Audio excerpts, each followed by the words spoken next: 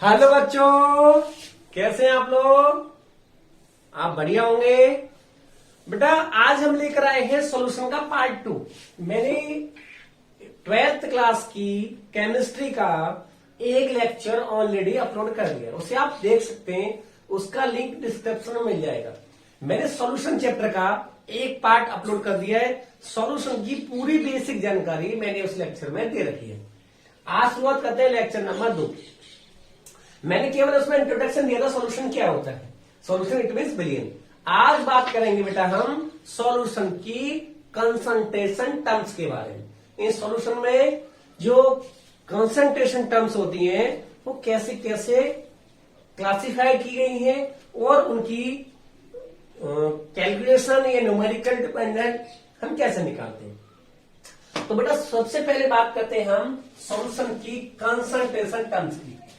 मैं आपके साथ आशीष के शर्मा, शायद मैं आपको नाम नहीं बता पाता हूं तो कोई बात नहीं, मेरा नाम आशीष के शर्मा, लेक्चरर ऑफ केमिस्ट्री। मेरे यूट्यूब चैनल का नाम है टारगेट विद आशीष। दूसरी बात, मैं आपसे लाइक सब्सक्राइब शेयर के लिए बिल्कुल नहीं कहूंगा।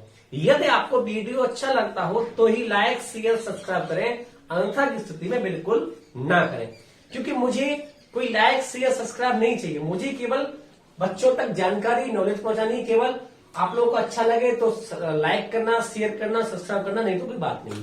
चलो शुरुआत करते हैं। बेटा पहले बात करेंगे कंसंट्रेशन टर्म्स की। यानी कंसंट्रेशन टर्म्स का मतलब सांद्रता हिंदी में। हिंदी मीडियम वाले बच्चे मुझे देख रहे होंगे, मैं आपको बताता हूं। देखिए आप सीबीएसई से हो, आईसीएसई बोर्ड से हो, किसी भी स्टेट बोर्ड एग्जाम आप कोई देना चाहते हो तो आपके लिए ये वीडियो बहुत सफिशियंट है। मैं आपको डीप में सारी चीजें पढ़ाऊंगा। अगर आप हिंदी मीडियम से हो तो आप बिल्कुल भी ना घबराएं, मैं आपको साथ साथ हिंदी में भी बताते चलूंगा। लेकिन मैं आप सभी लोगों बच्चों से रिक्वेस्ट करता हूं, अगर आप हिंदी में पढ़ते हो तो आप लोग इंग्लिश पे भी थोड़ा सा फोकस करें, क्योंकि आगे जब भी आप कहीं पे भी कुछ अच्छा इंप्रूवमेंट चाहते हो अपनी लाइफ में तो बेटा आपको इंग्लिश को जरूर जरूर 100% सीखना पड़ेगा।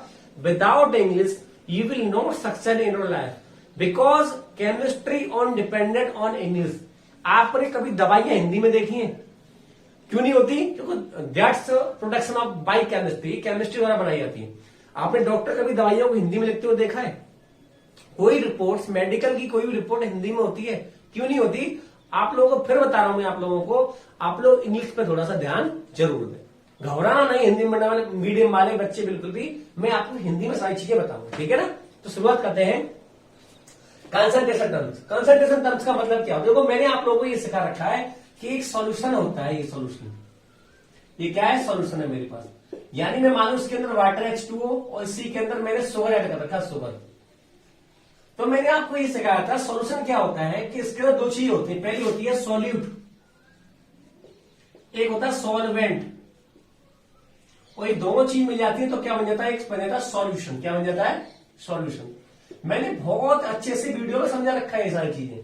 सॉल्यूट क्या होता है? इसकी क्वांटिटी कम होती है, सॉल्वेंट की क्वांटिटी ज्यादा होती है। इट मींस अगर मैं 1 लीटर वाटर लूंगा तो उसमें मान लो 100 ग्राम चीनी डालूंगा मैं, तो चीनी यहाँ पे सॉल्यूट होती है और ज्यादा मात्रा में वाटर है वो सॉल्वेंट होता है। और दोनों चीज मिल जाती है तो क्या बन जाता है? सॉल्यूशन। हिंदी में कहते हैं billion plus black is equal two billion. ठीक है बेटा। तो इस पे मैंने बहुत सारी बातें लास्ट लेक्चर में कर रखी है, आप देख लेना जाके, वहां पे ज्यादा डिटेल में बात नहीं करूंगा। तो बेटा अब हम पढ़ेंगे कंसंट्रेशन टर्म्स के बारे में। कंसंट्रेशन टर्म्स क्या होती है मैं आपको समझाऊं कि जितना मैंने सॉल्वेंट लिया, यानी जितना मैंने, मान लो मैंने सॉल्वेंट लिया यानी वाटर, आप मान सकते हो सॉल्वेंट, उसके अंदर मैंने सॉल्यूट कितना मिलाया है? सॉल्यूट। तो हम सारे कंसंट्रेशन को सॉल्यूट पे डिपेंडेंट पढ़ेंगे। यानी हम ये पढ़ेंगे कि सॉल्वेंट में जब सॉल्यूट डाला जाता है तो उसे कितनी तरह से हम फाइंड कर सकते हैं, यानी कितने प्रकार के सॉल्यूट जब हम डालते हैं तो उनकी टर्म्स को कितने प्रकार से हम देख सकते हैं। यानी सॉल्यूट में जब सॉल्वेंट में सॉल्यूट को मिलाया जाता है तो उसकी कोई न कोई कंसंट्रेशन बनती है। इट मीन्स मैं आपसे कहूंगा, अगर आप एक बोतल लो, 1 लीटर पानी कर लो, उसके अंदर अगर आप 100 ग्राम चीनी डालते हो बोतल के अंदर 1 लीटर पानी, तो उसकी 100 ग्राम कंसंट्रेशन होगी। उसी में 500 ग्राम डालते हो तो उसकी कंसंट्रेशन बढ़ जाएगी। बात समझ में आ गया? जैसे आपने पानी ले लिया मान लो एक गिलास में, उसमें कुछ भी नहीं डालो तो उसकी कंसंट्रेशन कुछ अलग होगी। उसमें एक मुट्ठी नमक डालो, चम्मच नमक, तो उसकी कंसंट्रेशन बढ़ जाएगी। क्यों बढ़ रही है? कि उसमें नंबर ऑफ सॉल्यूट बढ़ रहे हैं। तो हमें ये पढ़ना है कि सॉल्यूट जब हम डालते हैं सॉल्वेंट के अंदर तो कंसंट्रेशन को कैसे फाइंड करते हैं, कैसे दिखाते हैं उसे। ठीक है बेटा, चलो तो पहले आप डेफिनेशन लिख लो कि कंसंट्रेशन क्या होती है, कंसंट्रेशन टर्म्स क्या होती है। तो मैंने लिखा है द अमाउंट ऑफ सॉल्यूट, यानी सॉल्यूट की मात्रा, डिजॉल्व यानी घुली हुई, the amount of solute dissolve in पर लीटर, एक लीटर में, वॉल्यूम ऑफ सॉल्यूशन यानी एक लीटर सॉल्यूशन यानी बिलियन के अंदर सॉल्यूट की कितनी मात्रा घुली हुई है। या तो आप एक लीटर बिलियन में देख सकते हो, या और इन पर किलोग्राम यानी 1 किलोग्राम यानी 1000 ग्राम, या इन पर किलोग्राम वेट ऑफ सॉल्वेंट। यहां पे एक ही चीज पढ़ाई जाएगी, सॉल्वेंट पे डिपेंडेंट होगी, वो मोलिटी होगी, वो अब बाद में बात करेंगे हम। सारी टर्म 1 लीटर सॉल्यूशन पर डिपेंड होगी, कुछ टर्म ऐसी होंगी जो सॉल्वेंट पे डिपेंड होगी। या तो आप 1000 ग्राम या 1 किलोग्राम कह सकते हो, इसके अंदर सॉल्यूट कितना डाल रहे हो, ये भी कंसंट्रेशन कहलाती है। या 1 लीटर में सॉल्यूट कितना मिला रहे हो, ये भी क्या कहलाती है, कंसंट्रेशन टर्म्स। तो मैंने ये लिखा है द अमाउंट ऑफ सॉल्यूट, यानी सॉल्यूट का जो अमाउंट है, या तो आप 1 लीटर में बात करो उसकी, या 1000 ग्राम या 1000 वेट ऑफ सॉल्वेंट। पास समझ में आ गई? चलो भाई अब शुरुआत करते हैं हम, कंसंट्रेशन टर्म्स होते क्या है, ये आप डेफिनेशन लिख लेना। चलो देखो, जो कंसंट्रेशन टर्म्स होती है वो 2 प्रकार की होती है बेटा, 2 टाइप्स ऑफ कंसंट्रेशन टर्म्स। कौन कौन सी, यहां बात कर लेते हैं 2 टाइप की। तो देखिए बेटा, एक जो टाइप होता है, एक होता है टेम्परेचर डिपेंडेंट टर्म्स, एक होती है टेम्परेचर नॉन डिपेंडेंट टर्म्स। मैं आपको बता रहा हूं, यहां लिख देता हूं। पहली है टेम्परेचर डिपेंडेंट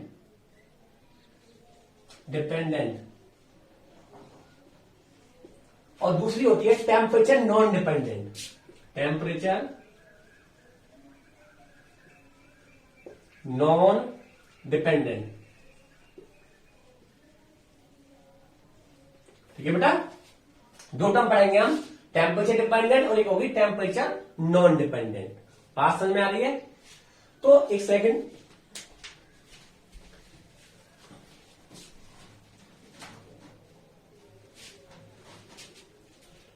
यहां पे ये जो था, यहां से लाइट आ रही थी, मैंने वो बंद कर दी। ठीक है, तो एक पढ़ेंगे टेम्परेचर डिपेंडेंट, एक पढ़ेंगे टेम्परेचर डिपेंडेंट। इट मींस इन्हें 2 टाइप्स में हम बांट सकते हैं। कुछ टर्म ऐसी होंगी जो टेम्परेचर पर डिपेंडेंट होंगी, कुछ टर्म ऐसी होंगी जो टेम्परेचर पर डिपेंडेंट नहीं होंगी। तो आप एक चीज याद रखना, जितने भी टर्म वॉल्यूम यानी बी पर डिपेंडेंट हो, वो सारी टेम्परेचर डिपेंडेंट कहलाएंगे। और जो मास यानी मास फॉर वेट कह सकते हो आप, जो मास और वेट पर डिपेंड होंगी वो सारी टेम्परेचर नॉन डिपेंडेंट होंगी। अब आपको समझाता हूं, देखो कैसे। मान लो मैंने एक बोतल ले ली प्लास्टिक की, इसके अंदर कोई सॉल्यूशन भर लिया मैंने, और ये मान लो ये ढक्कन बहुत टाइट है, खुल नहीं रहा। बात सुनना मेरी बात, अगर मैं इस ढक्कन को गर्म करूं, गर्म करने में वॉल्यूम बढ़ेगा, तो क्या वॉल्यूम बढ़ेगा, तो ये ढक्कन आसानी से खुल जाएगा। इट मींस क्या है, वॉल्यूम किस पे डिपेंड होता है, टेम्परेचर पे। बात समझ आ रही है? आपने देखा होगा देसी घी, देसी घी अगर किसी बर्तन में रख लिया तो जम जाता ठंडों के समय में, सर्दियां जब पड़ती जम जाता, लेकिन उसे गर्म कर देना क्या है, वो मेल्ट हो जाता है। मेल्ट इट मींस क्या है, उसका वॉल्यूम बढ़ने लगता है। लेकिन मुझे एक बात बताओ, क्या टेम्परेचर का मास से कोई रिलेशन होगा? अब भाई आपने 1 लीटर घी ले लिया है, उससे आप गर्म कर रहे हो, खूब गर्म कर रहे हो, क्या वो 2 लीटर हो जाएगा, उसकी मात्रा बढ़ जाएगी, कम हो जाएगी? नहीं होगी ना, क्योंकि टेम्परेचर का मास से कोई रिलेशन नहीं है। यानी टेम्परेचर का मास पर कोई इफेक्ट नहीं पड़ता, बट टेम्परेचर का वॉल्यूम पे इफेक्ट पड़ता है। बात समझ में आ गई? तो बेटा टर्म्स कौन कौन सी, तो पहली टर्म पढ़ेंगे हम सबसे first of all, volume dependent term. तो वॉल्यूम डिपेंडेंट यानी पहले पढ़ेंगे percentage of volume by volume. अभी समझाऊंगा, यानी ये वॉल्यूम सॉल्यूट का है और बिफोर वॉल्यूम पूरे सॉल्यूशन का है। एक पढ़ेंगे बेटा हम वेट अपॉन वॉल्यूम, परसेंटेज। अभी बताऊंगा ये क्या होती है, पहले नोट कर लीजिए आप। एक पढ़ेंगे वेट वॉल्यूम बाई वॉल्यूम, एक volume by wait by volume. देखो दोनों वॉल्यूम नीचे आ रहे हैं, वॉल्यूम डिपेंडेंट टर्म हो गई। ठीक है बेटा, नंबर 2 पढ़ेंगे हम मोलरिटी। मोलरिटी हिंदी में बोलते हैं मोलरता। मोलरता, ठीक है बेटा। नंबर 3 पढ़ेंगे बेटा हम, नंबर 3 नॉर्मलिटी। नॉर्मलिटी हिंदी में नॉर्मलता ही बोलते हैं। नंबर 4 पढ़ेंगे बेटा हम फॉर्मेलिटी। फॉर्मेलिटी, ठीक है, फॉर्मेलिटी हो गई। नंबर 5 पढ़ेंगे हम, यहां नीचे लिखूंगा तो सर आपको दिखाई नहीं देगा, मैं यहां लिख देता हूं ऊपर। नंबर 5 पढ़ेंगे बेटा हम नंबर 5 पीपीएम। पीपीएम इसकी फुल फॉर्म होती है पार्ट पर मिलियन। और पीपीबी भी पढ़ेंगे हम, पार्ट पर, पीपीबी पार्ट पर बिलियन, ये दोनों पढ़ेंगे हम। और ये किसमें पढ़ेंगे, वॉल्यूम बाई वॉल्यूम की टर्म में, और पढ़ेंगे हम किसमें, वेट बाई वॉल्यूम की टर्म में, ठीक है बेटा।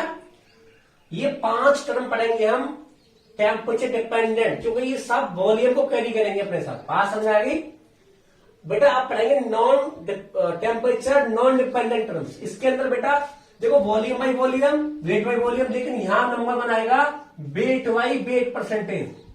वेट बाई वेट यानी वेट आ गया, या मास भी कह सकते हो आप इसे। ये टेम्परेचर का कोई इसका डिपेंड नहीं रहेगा। नंबर 2 आपने यहां मोलरिटी पढ़ी थी, यहां मोलिटी पढ़ेंगे हम। क्या पढ़ेंगे, मोलिटी। मोलिटी हिंदी बोलते हैं मोलता। मोलता बोलते हैं बेटा, ठीक है ना। नंबर 3 पढ़ेंगे, दिस इज वेरी इंपॉर्टेंट, यहां स्टार लगा लेना, ये सबसे ज्यादा काम में आएगी हमारे। नंबर 3 पढ़ेंगे हम मोल फ्रैक्शन। ये टेम्परेचर नॉन डिपेंडेंट होती है, मोल फ्रैक्शन। हिंदी बोलते हैं मोल प्रभाज, आपने देखा होगा मोल प्रभाज। बात समझ में आ गई, यहां देता हूं, जगह नहीं, नीचे दिखेगा नहीं आपको। नंबर 4 पढ़ेंगे बेटा हम वही पीपीएम, लेकिन कैसा, वेट बाई वेट। ये 4 टर्म पढ़ेंगे बेटा हम टेम्परेचर नॉन डिपेंडेंट, जो हमेशा वेट यानी मास को कैरी करेंगी, और टेम्परेचर डिपेंडेंट किसको कैरी करेंगे, वॉल्यूम को कैरी करेंगे। बात समझ में आ गई बेटा। चलो शुरुआत करते हैं हम। तो पहले लग रहे हैं हम टेम्परेचर डिपेंडेंट टर्म्स, ठीक है। आप कैसे भी पढ़ लो, उसे थोड़ा ध्यान रखना, ठीक है ना। पहले मैं आपको टेम्परेचर नॉन डिपेंडेंट पहले टर्म ये पढ़ा हुआ था मैं, ठीक है ना। देखो ध्यान से, लिख लिया होगा आपने।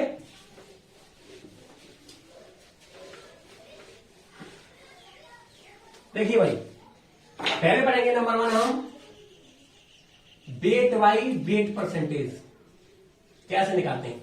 तो इसमें कुछ नहीं होता बेटा, कोई भी सॉल्यूशन है मेरे पास, कोई भी सॉल्यूशन है, ये मेरे पास कोई सॉल्यूशन है, ये पूरा क्या है, सॉल्यूशन। इसके अंदर सॉल्वेंट भी होगा, इसके अंदर सॉल्यूट भी होगा, यानी विलेय और विलायक भी होंगे।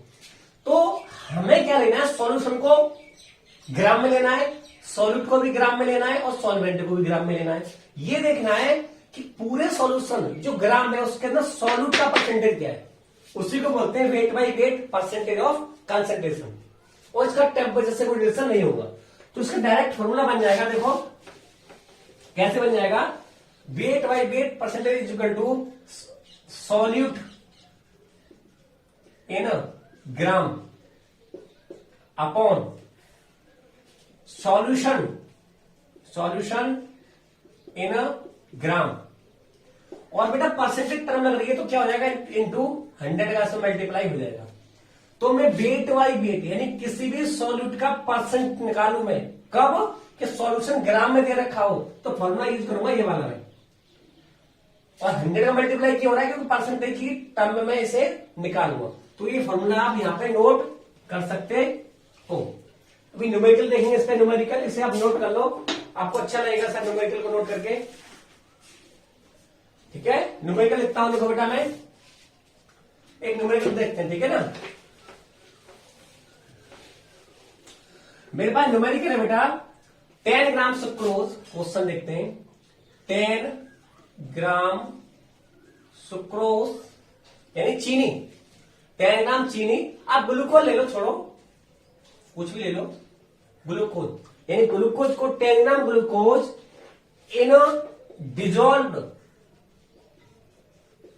Dissolve in 100 gram in 100 gram solution,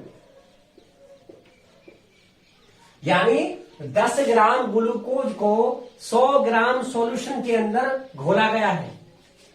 बेटा मुझे फाइंड करना है, फाइंड आउट ऑफ, क्या करना है, वेट बाई वेट परसेंटेज।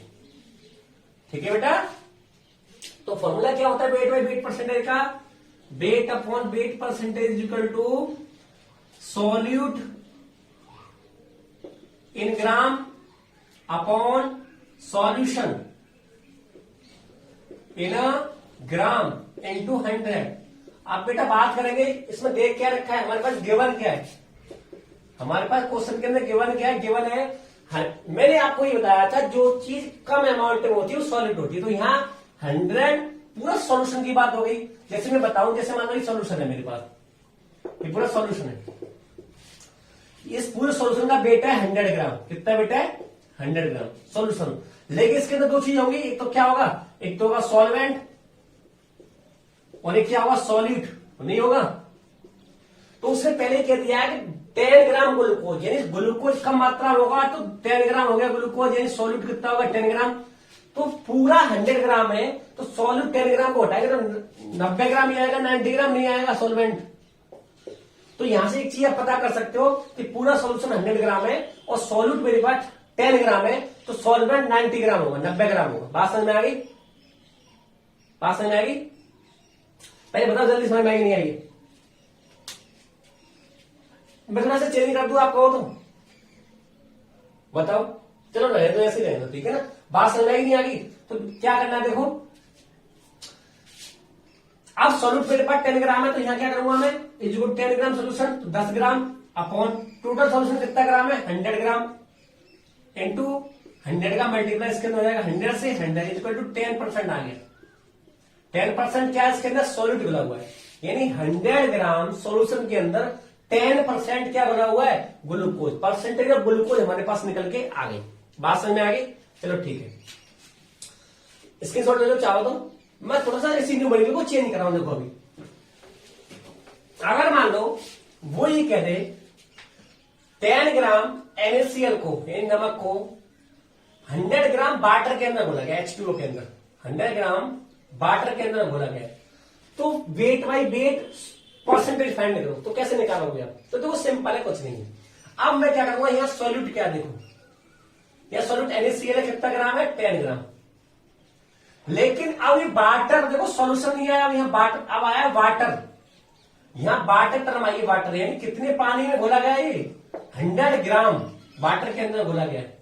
तो मेरे पास सॉल्वेंट क्या होगा, इज इक्वल टू 100 ग्राम, ये सॉलिड ये सॉल्वेंट, और दोनों को बेटा मैं अगर ऐड कर दूं तो क्या बन जाएगा मेरे पास सॉल्यूशन। सॉल्यूशन कितना हो गया, दोनों को ऐड करूंगा तो 110 ग्राम हो गया, नहीं हो गया? फॉर्मूला क्या है मेरे पास, percentage of weight by weight is equal to weight of solvent, solute कितना 10 ग्राम अपॉन पूरा सोल्यूशन कितना, आप देखना पूरा सोल्यूशन, आप इसका डिवाइड नहीं दोगे, ये वाटर है ये सॉल्वेंट है, हमें डिवाइड किसका देना, सॉल्यूशन का। तो कितना है सॉल्यूशन 110 और इंटू क्या कर देंगे हम 100 का, इसमें मल्टीप्लाई क्यों, हम क्या निकाल रहे हैं, वेट बाई वेट परसेंटेज यहां पे निकाल रहे हैं। बात समझ में आई नहीं आई? तो क्या हो जाएगा यहाँ पे, इससे ही कट जाएगा तो ऊपर क्या बचेगा 100 अपॉन 11, क्या वैल्यू निकल जाएगी 9.09%। क्या होगा इसके अंदर, सॉल्यूट होगा। शायद समझ में आ गया होगा टॉपिक पूरा, ठीक है बेटा। न्यूमेरिकल समझ में आया नहीं आया, जल्दी बताओ, जल्दी बताओ जल्दी। चलो ठीक है, अगला देखते हैं बेटा नेक्स्ट। अब नेक्स्ट बात करेंगे बेटा हम percentage of volume by volume. अब यहां पे क्या आ रहा है, जो सॉल्यूट होगा ये ऊपर वाला होगा सॉल्यूट, लेकिन बेटा सॉल्यूट जो होगा वो ml में होगा, लेकिन पूरा नीचे सॉल्यूशन भी किस में होगा, सॉल्यूशन भी किस में होगा, ये भी ml में होगा, क्योंकि दोनों ऊपर भी टर्म वॉल्यूम है नीचे भी वॉल्यूम है, ये टेम्परेचर डिपेंडेंट टर्म है, ठीक है बेटा। मैंने अभी पीछे आपको बताया। तो फॉर्मूला क्या बन जाएगा, weight by volume by volume percentage equal to solute किसमें, ml में, अपॉन सॉल्यूशन किसमें, ml में, और परसेंटेज निकालना तो 100 का से मल्टीप्लाई हो जाएगा। कोई प्रॉब्लम, हमें अब वॉल्यूम बाई वॉल्यूम निकालना है, यानी सॉलिड भी हमें ml में यानी वॉल्यूम की टर्म में दे रखा हो और सॉल्यूशन भी वॉल्यूम की टर्म में दे रखा हो। कोई प्रॉब्लम, बताओ जल्दी। अब न्यूमेरिकल देखते हैं, इसमें न्यूमेरिकल कर लेते हैं, क्वेश्चन लिख लेते हैं। देखो क्वेश्चन हमारे पास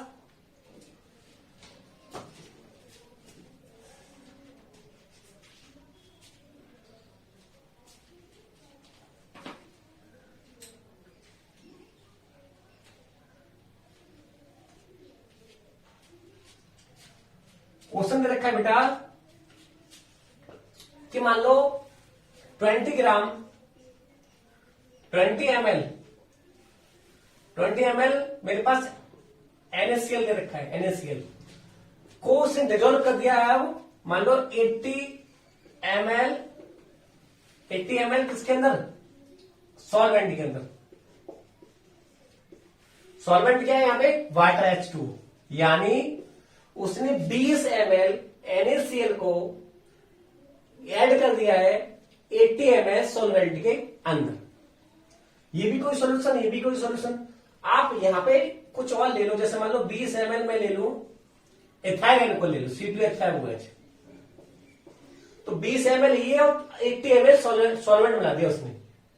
ध्यान से सुनना, 20 ml C2H5OH यानी एल्कोहल को 80 ml सॉल्वेंट के अंदर ऐड कर दिया, तो ये पूरा सॉल्यूशन कितना हो जाएगा, 80-20 100 ml। ये पूरा सॉल्यूशन कितना हो गया, 100 ml। हो गया नहीं हो गया। अब वो क्या कह रहा है, परसेंटेज निकालो वॉल्यूम बाई वॉल्यूम। तो volume by volume percentage equal to formula क्या बताया मैंने, सॉल्यूट ml में तो कितना दे रखा है 20 ml अपॉन पूरा सॉल्यूशन कितना हो गया, से ऐड करूंगा तो 100 ml इंटू 100 का से मल्टीप्लाई होगा, क्योंकि परसेंटेज निकालना मुझे कि 100 से 100 कट जाएगा तो कितना आ जाएगा 20%। क्या आएगा मेरे पास कि इस सॉल्यूशन के अंदर 20% क्या है, एल्कोहल घुला हुआ है, 20% एल्कोहल घुला हुआ है, वो भी किसमें, ml में। बात समझ में आ गई। तो ml तकलीफ बहुत ईजी है, कुछ नहीं करना। जब वेट बाई वेट दे रखा हो तो वेट सॉल्यूट को भी वेट में लेना है और सॉल्यूशन को भी वेट में लेना है। वॉल्यूम बाई वॉल्यूम ले रखा है तो सॉल्यूट को ml में लेना है और सॉल्यूशन को भी ml में लेना है। बात समझ में आ गई, कोई प्रॉब्लम। चलो एक बार देख लेते हैं अभी। अगला है बेटा हमारे पास लास्ट टर्म बची इसकी परसेंटेज टर्म्स निकालने में, wait by volume, wait by volume percentage. कुछ नहीं करना बेटा, जब वेट ऊपर लिख रहा है तो क्या आएगा, सॉल्यूट का जो वेट होगा वो ग्राम में होगा अपॉन पूरे जो सॉल्यूशन होगा बेटा वो किसमें होगा, वो ml में होगा इंटू 100। ये फॉर्मूला आपको यूज करना है, क्योंकि देखो वेट बाई वॉल्यूम, तो वेट किसका, वेट सॉल्यूट का, सॉल्यूट का वेट किसमें लेंगे, ग्राम में लेंगे। बी फॉर वॉल्यूम, वॉल्यूम किसका, सॉल्यूशन का, इसके लेंगे ml। इतना सी बात है, कोई बड़ी बात नहीं। बात समझ में आ रही है। तो कुछ नहीं करना। अगर मान लो क्वेश्चन ले लू, मैं क्वेश्चन ले लू 15 ग्राम 15 ग्राम शुगर को, शुगर माने चीनी को, in dissolve in 100 ml water, find out weight by volume percentage. देखो सवाल में ये है कम मात्रा में कौन है, शुगर चीनी, तो देखो ग्राम में दे रखा है तो ये डब्ल्यू की फॉर्म में आ गया, ये वी ml में दे रखा है, तो कुछ नहीं लेना, फॉर्मूला डायरेक्ट लग जाएगा, weight by volume is equal to percentage is equal to 15 gram, तो 15 ग्राम जो ग्राम में लिखेंगे हम। लेकिन पूरा सॉल्यूशन कितना बनेगा, दोनों को ऐड कर देंगे, दोनों 115 हो जाएगा, दोनों ऐड करके 100 और 15 100, क्योंकि ये वाटर सॉल्वेंट हो गया, ये शुगर चीनी है, तो क्या हो जाएगा, ये सॉल्यूट होगा। सॉल्वेंट और सॉल्यूट को जब ऐड करेंगे तो 115 हो जाएगा इंटू 100 का इसमें मल्टीप्लाई कर देंगे। अब बस सॉल्व करना है, कर लो 5 3 15 3 5 से 5 15, ये 23 बार कट गया। ऊपर क्या हो जाएगा, ऊपर हो जाएगा 300 और नीचे आ जाएगा 23। ये कट के जो भी परसेंट निकल के आएगी यही आपका आंसर होगा। ठीक है ना, बात समझ में आ गई। ये करीब आएगा 312, करीब 11% के समथिंग कुछ आ रहा होगा। ठीक है, आंसर इतना परसेंट आपका सॉलिड होगा। तो ये मैंने ज्यादा डिटेल में बात नहीं की, सिंपल सा आपको याद क्या रखना है। मैं आपको एक बात रिमेंड करा देता हूं, अगर वॉल्यूम वाई वॉल्यूम परसेंटेज आए तो क्या करना है, हमें सॉलिड जो लेना है वो ग्राम में लेना है, अपॉन सॉल्यूशन भी किस में लेना है, वो भी हमें ग्राम में लेना है, इनटू 100 का मल्टीप्लाई कर देना है। If volume by volume percentage निकालना हो तो हमें तो क्या करना है, वॉल्यूम को किस में लेना है, सॉरी सॉलिड को किस में लेना है, ml में लेना है, ml में। पूरे सॉल्यूशन को किस में लेना है हमें, वो भी ml में लेना है हमें, इनटू 100 का इसमें मल्टीप्लाई हो जाएगा। लास्ट क्या है, volume by wait by volume निकालना हो हमें तो क्या करना है, जो सॉल्यूट लेंगे बेटा हम वो अब ग्राम में लेंगे हम, बट जो सॉल्यूशन होगा पूरा वो किस में होगा, वो होगा ml में और इनटू 100। ये 3 बस फॉर्मूले हमें याद रखने। ये मैं आपको एक चीज और सिखा दूं, अगर इसमें कोई कन्वर्जन करना हो, कन्वर्जन समझ रहे हो, अगर उसने वेट बाई वेट में रखा हो, वॉल्यूम बाई वेट निकलवाना हो, तो आपको डेंसिटी का फॉर्मूला याद रखना पड़ेगा। कौन सा, डेंसिटी का।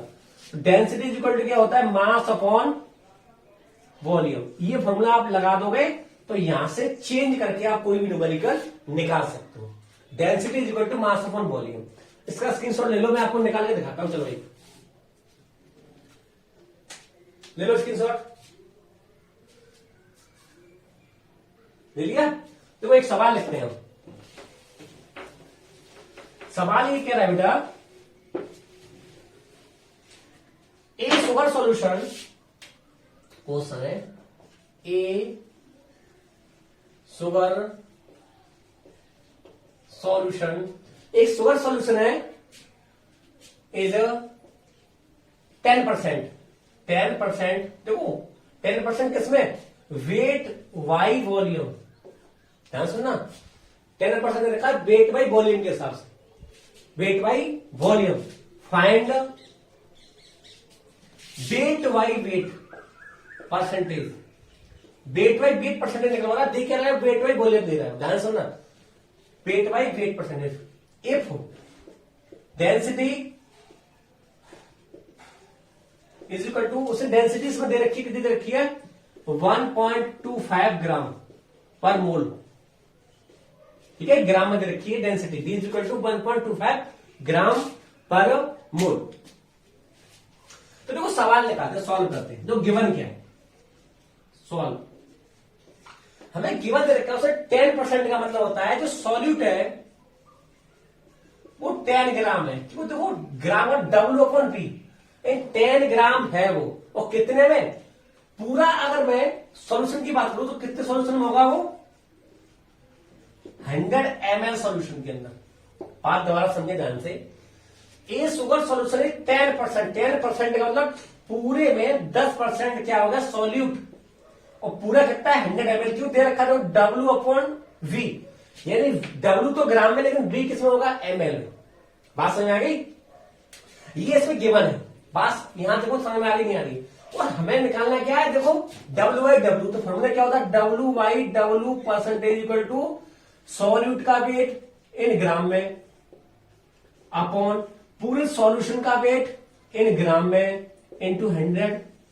अब मेरे पास सॉल्यूट का वेट तो है ही है 10, तो परसेंटेज इक्वल टू 10 तो मेरे पास है, अपॉन यहां वैल्यू चाहिए मुझे 100 का, इंटू हो जाएगा। मुझे क्या चाहिए, सॉल्यूशन इन ग्राम में, जबकि पूरा सॉल्यूशन कितना रखा है, ml में दे रखा है। तो मेरे पास डेंसिटी का formula D is equal to M/V। मुझे M चाहिए, तो यहां से मैं M is equal to D भी नहीं निकाल सकता, D इंटू P। तो M is equal to D की वैल्यू कितनी रखी है, 1.25 इंटू V, पूरा वॉल्यूम कितना है 100 ml। तो M की वैल्यू क्या निकल आएगी, देखना 125 निकल आई, 125 ग्राम निकल के आ गई अभी। तो M की वैल्यू यानी पूरा जो मास है ग्राम में किसका सोल्यूशन का, वो कितना निकल के आएगा 125। तो मेरे पास ये वैल्यू निकल जाएगी सोल्यूशन की ग्राम में 125, नहीं निकल के आएगी बताओ। ये कट जाएगा तो ये बचेगा 5 बार, ये 4 बार, ये 40, ये 8% आ गया। देखो 8% क्या होगा, सॉल्यूशन के अंदर सॉल्वेंट होगा, यानी जो शुगर है चीनी, वो चीनी 8% होगी इस सॉल्यूशन के अंदर। तो देखो मैंने वेट बाई वॉल्यूम से वेट बाई वेट में कन्वर्ट कर लिया। कैसे कन्वर्ट कर लिया, डेंसिटी का फॉर्मूला यूज कर लिया। आपकी समझ में आ गया वो शायद। तो ये लेक्चर यहीं पे खत्म होता है, क्योंकि लेक्चर बहुत लेंथी हो जाता है तो आप लोग बोरिंग महसूस करते हो। नेक्स्ट लेक्चर में पढ़ेंगे मोलरिटी, मोलिटी और मोल फ्रैक्शन। ठीक है बेटा, तब तक के लिए गुड बाय। अगर आपको समझ में आ रहा हो तो कमेंट करें जरूर और लाइक करें। अगर समझ में नहीं आ रहा हो या तो मुझसे कुछ कमी हो सकती है, मुझे लग रहा है कि मैं भी कुछ कमियां कर सकता हूं, तो मुझे जरूर बताऊंगा। ठीक है बेटा, क्योंकि देखो यूट्यूब पे मैं कोई प्रोफेशनल नहीं हूं। मैं यूट्यूब पे अभी करीब 10-15 दिन पहले से वीडियो डालने लगा हूं। मैं तो कॉलेज में पढ़ाता था, कोचिंग पढ़ाता था, मैं कभी यूट्यूब पे वीडियो नहीं डाली। हो सकता है मुझे कुछ कमियां आपको नजर आ रही हो, कमेंट बॉक्स में जरूर बताएं। तब तक के लिए goodbye, till then thank you so much, bye बेटा।